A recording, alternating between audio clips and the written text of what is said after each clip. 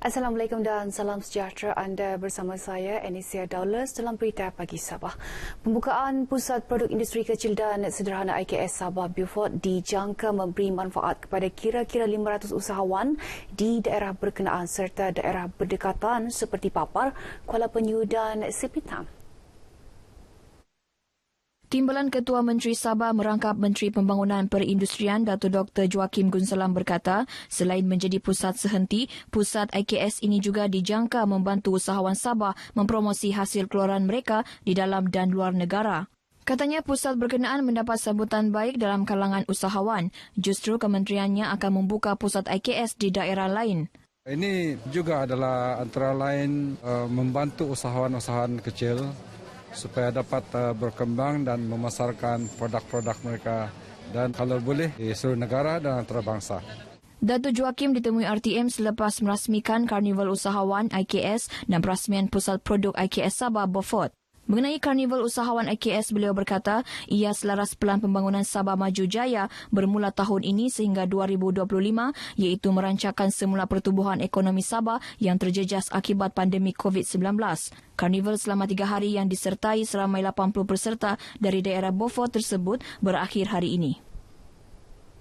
Perkembangan semasa COVID-19, sebanyak 51 kes positif baru di Sabah semalam menjadikan jumlah kumulatif 54,521 kes. 2 lagi kluster baru dikesan iaitu kluster kilang sawit seberang Dilah Datu dan kluster kolam lintas di Penampang. Menurut kenyataan Menteri Kerajaan Tempatan dan Perumahan, Datuk Seri Panglima Masdi Manjun, seramai 66 pesakit sembuh dan 391 pesakit sedang menerima rawatan. Zon hijau di Sabah meningkat kepada 5 daerah selepas Ranau bertukar dari zon kuning ke zon hijau. Sementara itu, daerah Penampang berubah dari zon kuning ke zon jingga. Kini terdapat 4 daerah zon merah, 4 daerah zon jingga dan 14 daerah zon kuning di negeri ini. Setakat semalam, jumlah kumulatif 41,988 orang menerima suntikan vaksin harian dos pertama dan 2,831 orang menerima suntikan dos kedua vaksin Pfizer-BioNTech. Jabatan Sukarelawan Malaysia Rela merupakan antara pasukan barisan hadapan membantu dalam usaha mengekang penularan pandemik COVID-19 di negara ini. Menteri Tugas-Tugas Khas Datuk Muhammad Arifin Muhammad Arif berkata, pasukan rela banyak membantu khususnya dalam memastikan kelancaran pematuhan Perintah Kawalan Pergerakan. Selama ini banyak membantu masyarakat, banyak membantu negeri dan negara kita. Khususnya dalam kita menghadapi COVID-19 ini, relalah antara pasukan terhadapan bersama pasukan yang lain dalam bencana.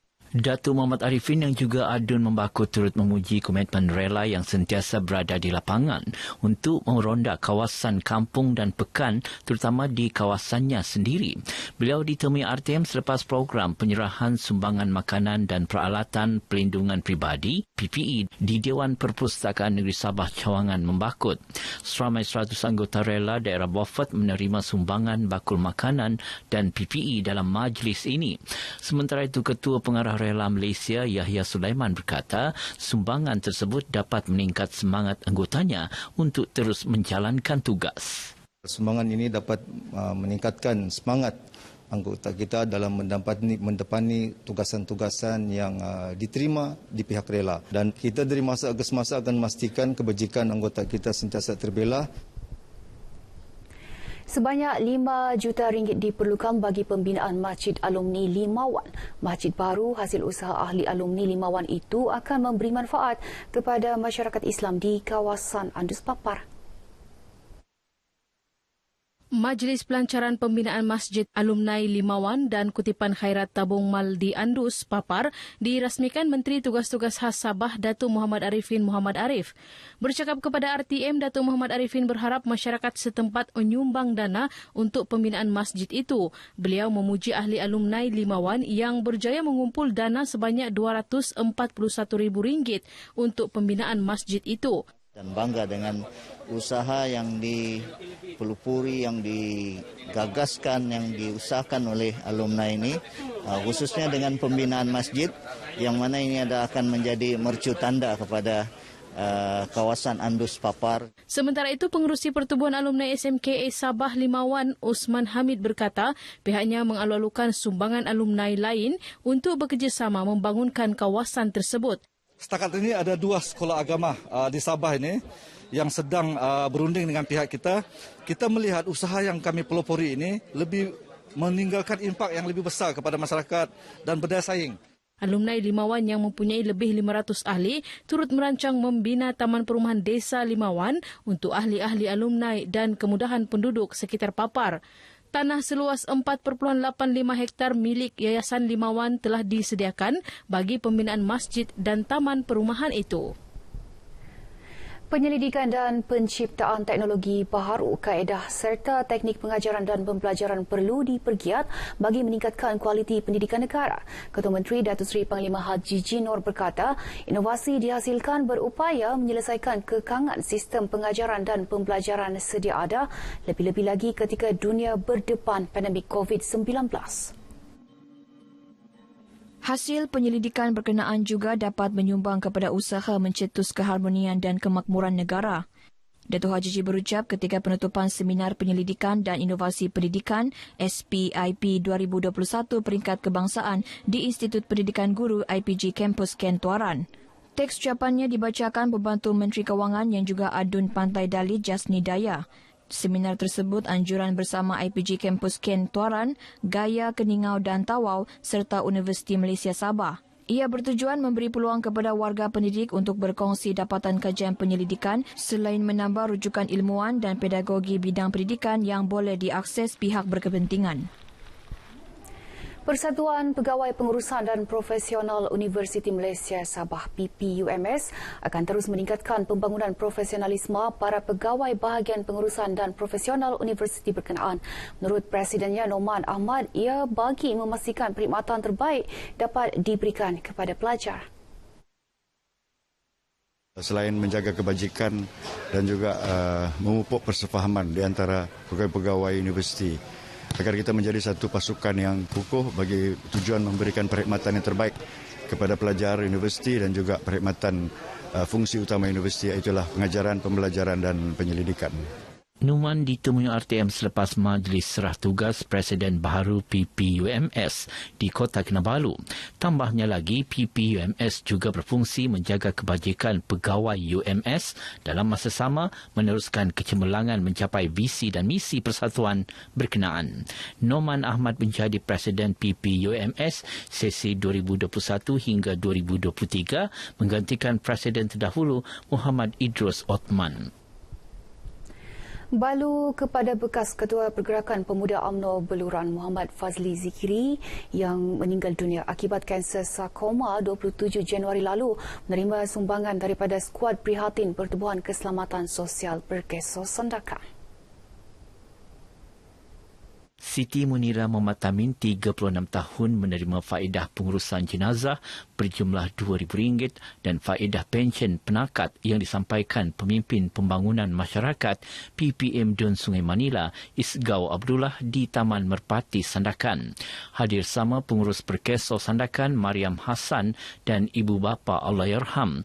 Ketika ditemui RTM, Mariam berkata Allahyarham yang sebelum ini mencarum Perkeso membolehkan Balu serta warisnya menerima manfaat yang disediakan. Itulah istimewanya perlindungan yang disediakan oleh Perkeso, sangat prihatin dan sangat membantu. Dan kita berdoa mudah-mudahan masyarakat Malaysia sentiasa memberi sokongan padu kepada program-program yang dilaksanakan oleh Perkeso. Sementara itu, Siti Munira yang baru bersalin anak bungsu pada 16 Mac lepas melahirkan rasa syukur atas bantuan Perkeso kerana ia sangat membantu keluarganya. Terima kasih banyak lah.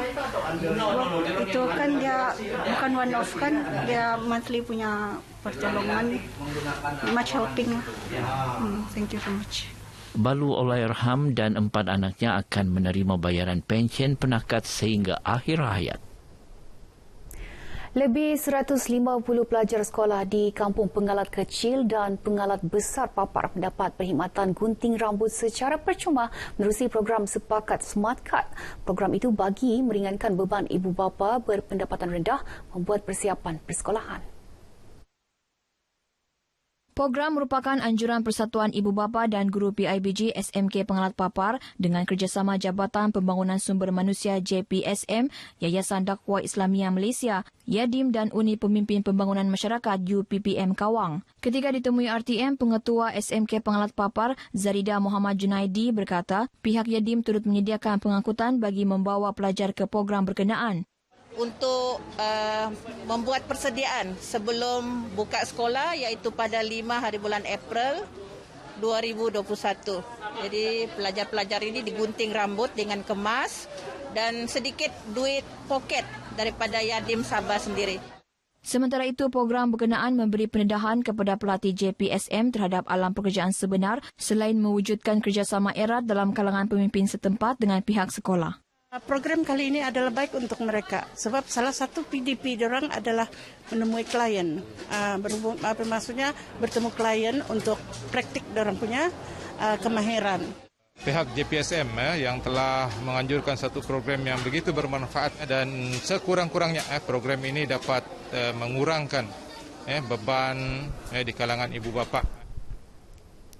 Bengkel imej dan keterampilan profesional yang dianjurkan RTM Tawau mampu membina keyakinan diri dalam kalangan kaki tangan. Ia sekaligus meningkatkan imej dan nama baik RTM. Pengurus RTM Tawau Radik Tayam berkata, bengkel selama 2 hari itu penting dalam memberi kesedaran tentang pembangunan imej dan keterampilan diri masing-masing sebagai kaki tangan penyiaran kerajaan. Bengkel seumpama ini begitu amat baik, penting bagi kita sebagai penjawat awam di mana kita akan dilihat sebagai entiti ataupun kaki tangan yang berwibawa dalam apapun urusan yang kita laksanakan. Radik berkata demikian ketika ditemui dalam bengkel berkenaan di Anjung Tawau FM di Tawau. Bengkel dihadiri 20 kaki tangan RTM Tawau. Dia memberi sedikit pengetahuan apabila kita menghadiri majlis-majlis rasmi di mana kita akan membawa imej jabatan kita di mata orang lain. Dia bagus untuk diterapkan kepada semua penjawat-penjawat awam yang sentiasa berhadapan dengan masyarakat umum. Cara etika berpakaian, etika ketika berada di makan malam dan juga etika image ataupun personality. Sebab itu semua penting untuk kita lebih nampak berkeyakinan bila berada di hayalan ataupun di depan ramai orang. Baik, sekian paparan dari Sabah pagi ini. Saya Anesia Dallas. Assalamualaikum dan salam sejahtera.